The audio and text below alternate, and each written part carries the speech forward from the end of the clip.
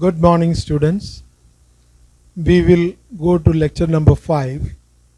Today we will discuss on scope of total income. I hope you know the background of this. Yes, a person can be divided in two ways. One is on the basis of his legal status, and second is on the basis of residential status. Legal status is determined to determine the rate of tax of a person. Rate of tax of a person is determined on the basis of legal status. Residential status required to determine the scope of total income. Okay. Today we will discuss on scope of total income. Scope of total income means what are the incomes which are taxable, the extent of taxation. Okay. So today we are going to discuss scope of total income of individuals. And first one, individual, resident and ordinary resident. There are three incomes taxable in his hand. The first income is income received or deemed to be received in India during the previous year by or on his behalf. This is the first income which is taxable. So what are these income? Number one, income received in India. Number two, deemed to be received in India. Number three, income must be received during the previous year. And fourth one, received during the year by the assessee or his representative. These three conditions are essential in this first income. So income received or deemed to be received in India is taxable only if it must be received during the previous year and it was received by the assessee or his representative.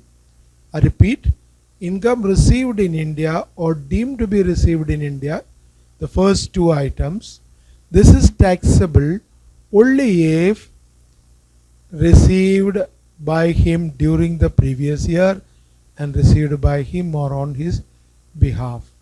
Now let us look at this. Income received in India. What do you mean by income received in India? Income received in India means first receipt.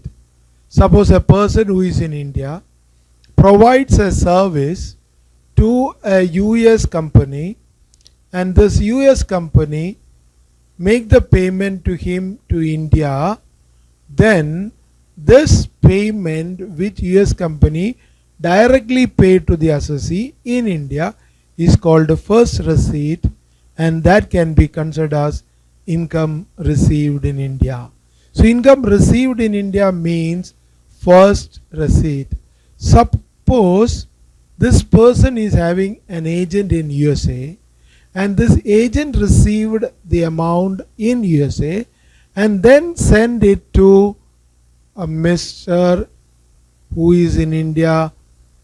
The payment so made is called subsequent receipt by the Indian.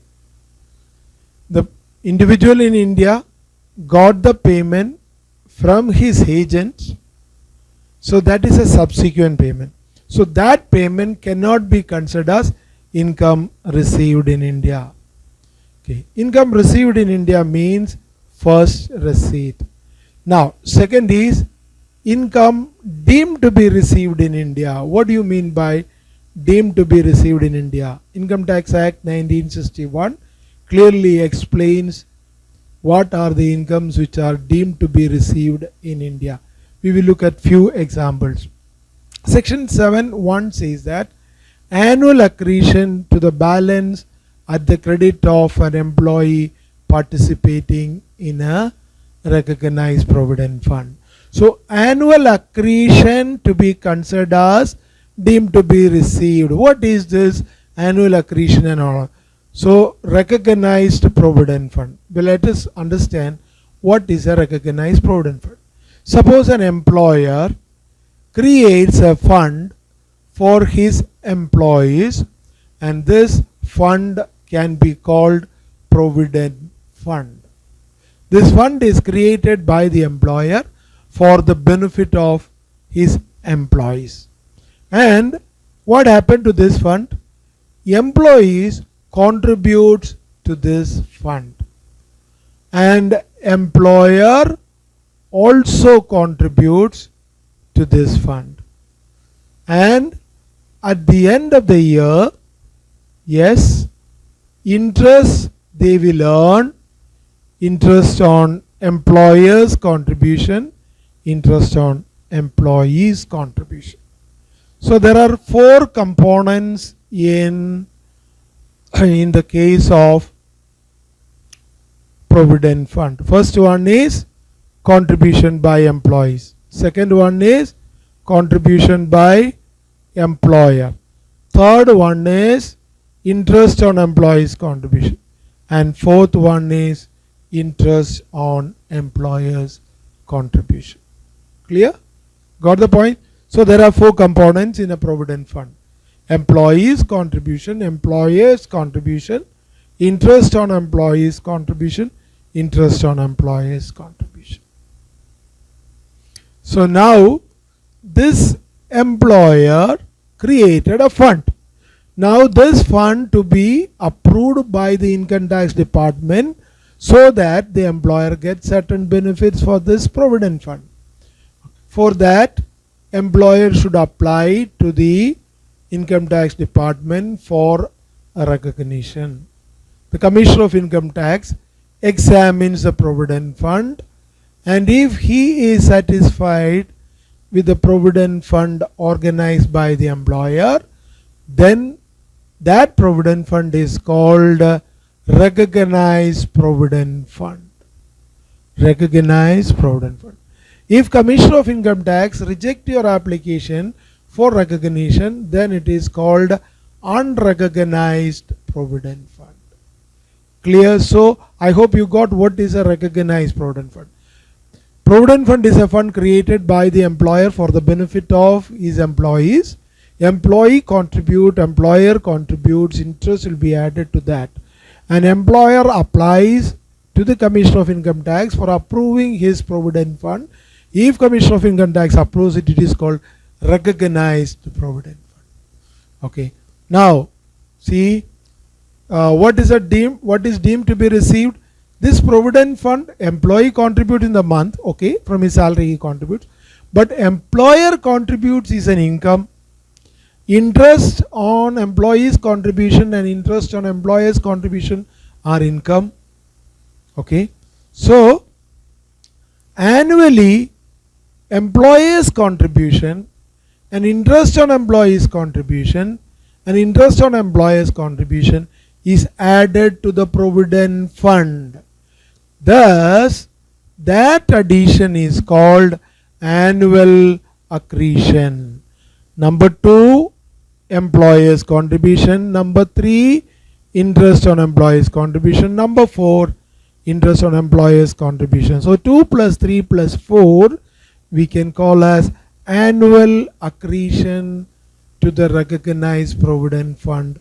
This is deemed to be received. This amount is considered as deemed to be received in India.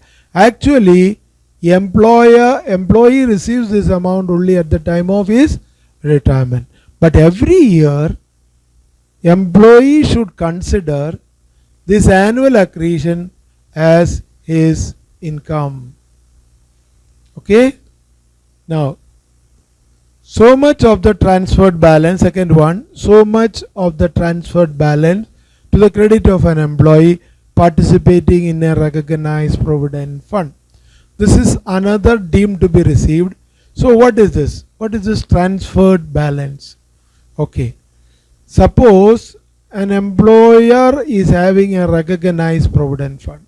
This recognized provident fund, 5 lakh rupees suppose amount is there. Then what happened? He applied to the income tax department again, and income tax department approved his provident fund. Then it becomes a recognized provident fund. When it becomes a recognized provident fund, the balance standing in the credit of unrecognized provident fund will go to the recognized provident fund. Okay, this is called transferred balance. But note, not the whole transferred balance is taxed, but so much. That means a limit is there. So that is to be calculated as per section 7(2), and that much amount of transferred balance is taxable in the hands of an assessee as deemed to be received. Second item. Third item is contribution to approved pension scheme NPS by the employer under section 80 CCD. Yes, pension is a contributory pension now. So here employee contributes and employer also contributes. If this is an approved pension scheme like NPS is an approved pension scheme, national pension scheme, this government constituted for all employers, and if employee contributes to NPS and employer also contributes to this, so employer's contribution is to be considered as deemed to be received. Clear?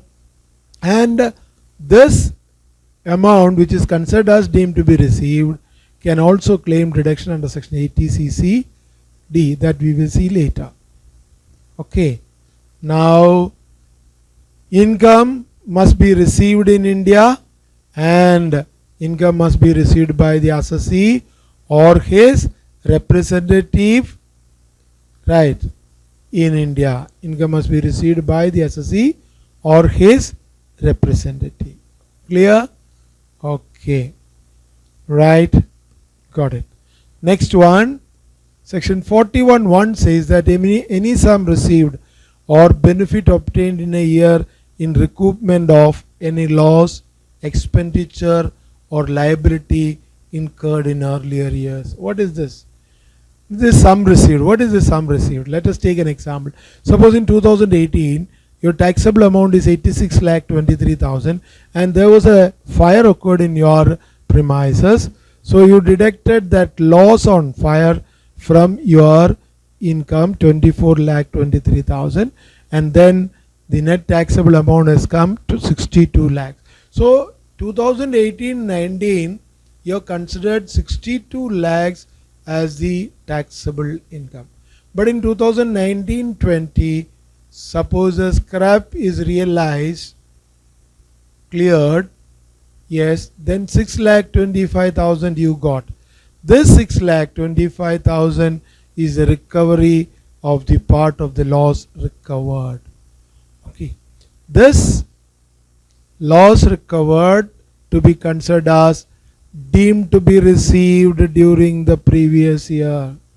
Actually, this scrap is the scrap realization of loss on fire of 1819, not of 1920. But this is to be considered as deemed to be received according to section 41(1). Clear? So sum received on recoupment of a loss, this is considered as deemed to be received of 1920. Actually speaking, this is of 1890. Clear? Got it? Yes. So similarly, bad debts recovered, you remember in accounts you treat bad debts recovered as a pure profit.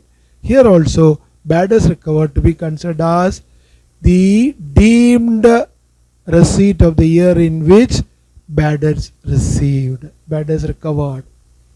Clear? Recovery of bad debts. Got the point? Okay.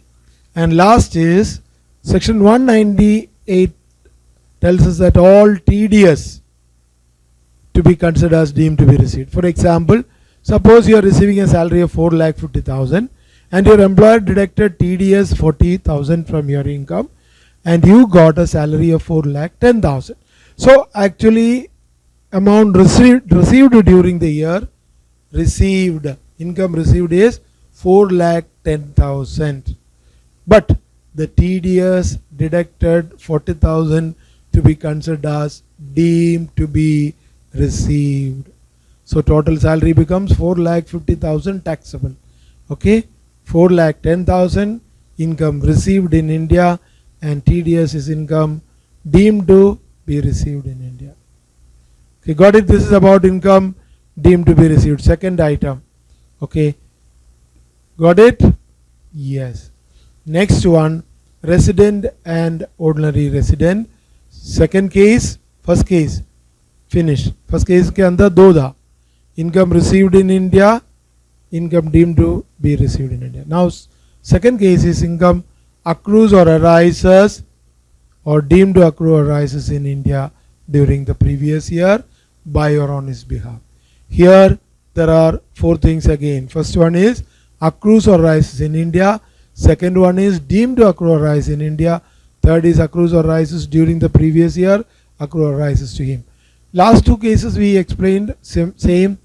It must be due of the previous year, and it must be an amount due to the SSC. Clear? Okay. Now again we will go through one by one. Accrues or arises in India. Accrues or arises means, yes, a resources or a debt, clear, has been created.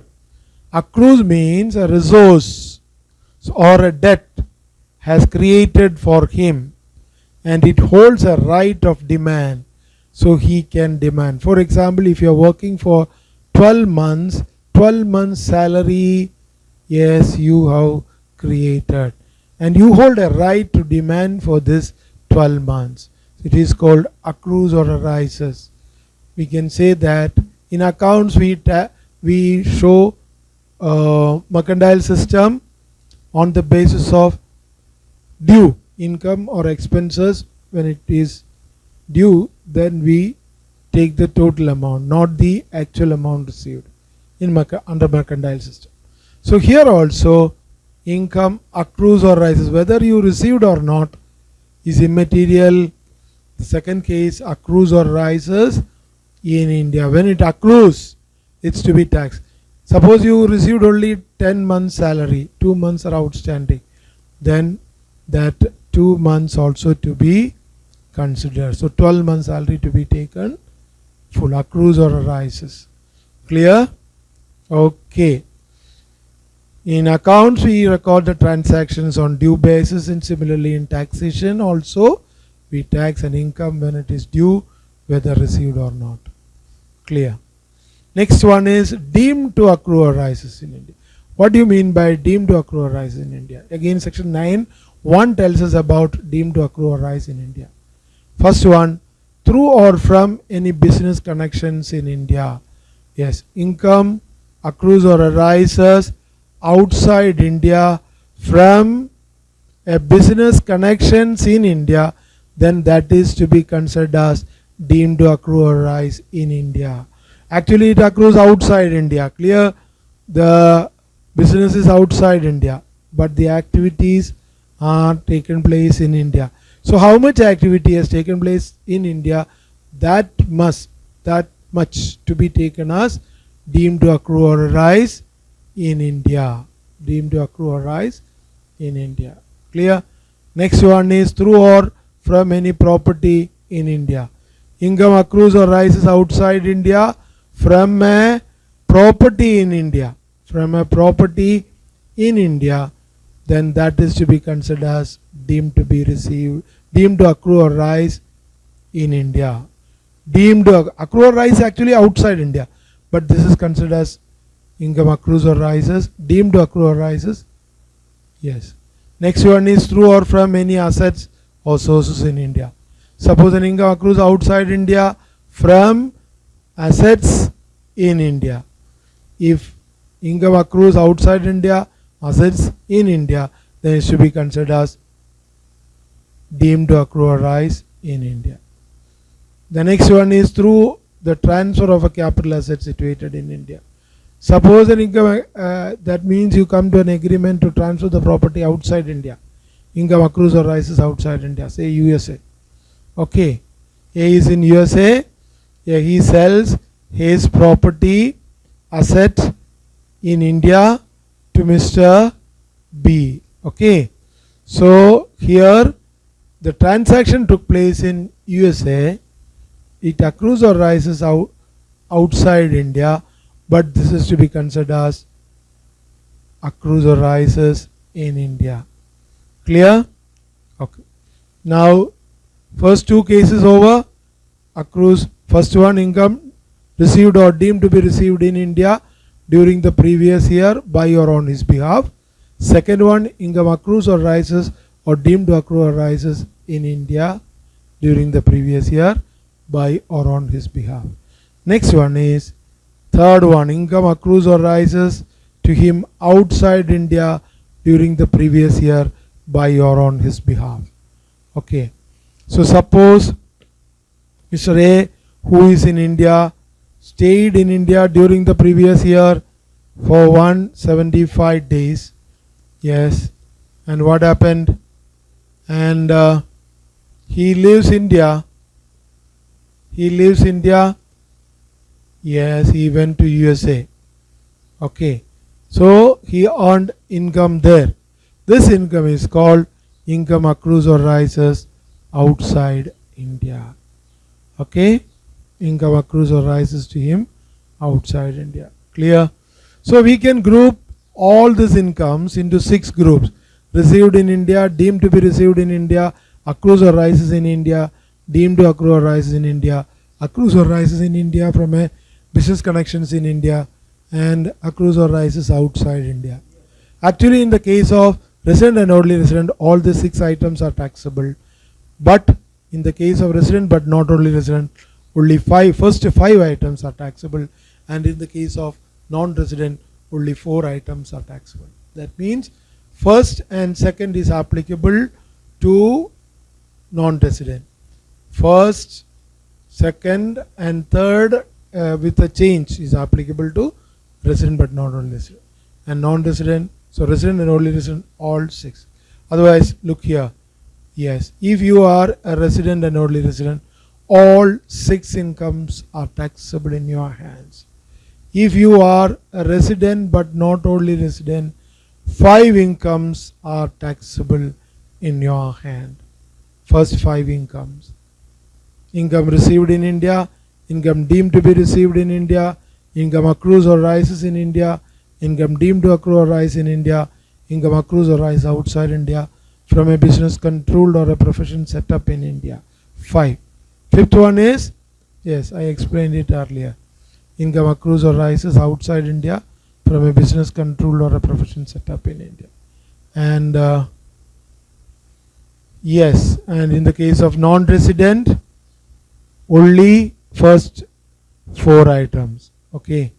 Income received in India, income deemed to be received in India, income accrues or rises in India, income deemed to accrue or rise in India. Okay. I hope you understood. We will solve the problem next. Okay. Problems on this. Thank you.